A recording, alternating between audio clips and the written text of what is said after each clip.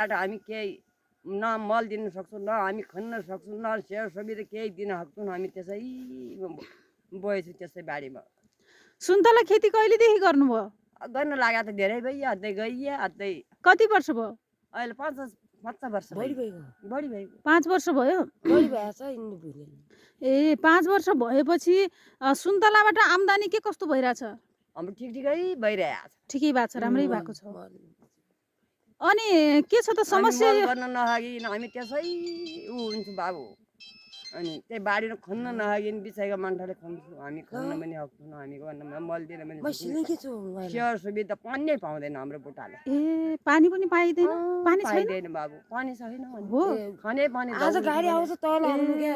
खाने पानी लिने बेला दौ छ भने त गाह्रो भइगयो त। गाह्रो भइगयो। हामी खानै त पाउँदैनौँ भने के बुटाउनु के दिँदा अरू बाबु। ए कहीँ कतैबाट केही सहयोग छ सुन्तलालाई सिँचाइको लागि? सहयोग मतदान छैन। केही के अरे किरा सिरा केही लाग्ने के छ? किरा गएर पर रुख डले आछन्।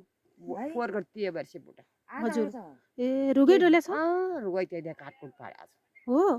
ए के गर्ने त के अरे कहीँ गइकन हामी सक्दैनौँ। अनि के गर्ने? कहीँबाट सहयोग? अवस्था हाम्रो यही छ अवस्था छ। हजुर। कहीँ कृषि विकास कार्यालय कहीँ कतैबाट अलिकति सपोर्ट सहयोग आएको भए राम्रो हुन्थ्यो भन्ने लाग्छ होला। अहिले उत्पादन अहिले पोहोर साल र यो साल के छ सुन्तला फल्ने? अहिले छैन बाबु, पाल्तु पनि आयो। हो? पोहोरभन्दा यो साल अलिक पाल्तु छ? पाल्तु छ। तर त डाला भइयो बसी आउँछ। छोरीका त फलेको भन्छन्। हजुर। अनि सुन्तला एकदम ठिक छ, राम्रोसँग फलेको छ। के छ हजुर के भन्नु